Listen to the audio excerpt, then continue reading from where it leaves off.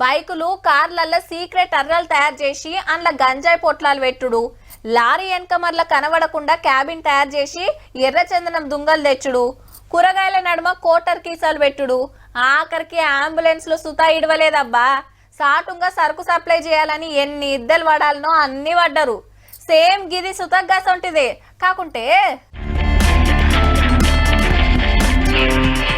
ఇదెక్కడి కథరో.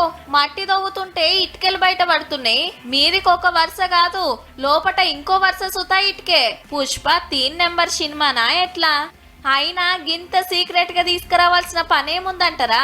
గాడనే ఉన్నది అసలు మతలబ్. లారీ డిక్కీల కింద 3-4 వరుసలు ఇటుకలు పెట్టి మీదంగా మట్టి పోస్తున్నారు. అటెనక దాని మీద మళ్ళా ఇటుక పెడతారు. గిట్లనే ఇల్లు కట్టేటోళ్ళు ఫోన్ కొడితే రప్పునొచ్చి లారీ కాల్ చేసి పోతారు. 13,500 ఇటుకకు 5,000 వచ్చింది. దీంట్లో మనకు 80 నుంచి 90,000 రూపాయలు ఓనర్ లాస్ అవుతుంది. అంటే ట్రిప్ కు 8,000 ఇటుకే లాస్ అన్నట్టు.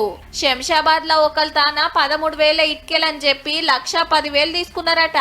లోడింగ్ చేస్తుంటే లోకల్ నుండే కొందరికి డౌట్ వచ్చి మళ్ళా లెక్క పెట్టించే వరకు గీ భాగోతం బయటపడ్డది. అంటే మీదికి లారీ లోడ్ తీసుకొచ్చినట్టు చూపించి గింతల్కగా మస్కా కొడుతున్నారన్నట్టు. పోలీసులకు కంప్లైంట్ చేస్తే వచ్చి ఎంక్వైరీ చేస్తున్నారు. ఇక కరీంనగర్ బట్టీలకెళ్లి తీసుకొస్తున్నామని చెప్పి గీ కథలు పడుతున్నారట. గీసొంటి హుషారుగాళ్ళు మీ ఇంటికి సుతా సూటి పెట్టగల్లా. జర మంచిగా చూసుకోండి మరి.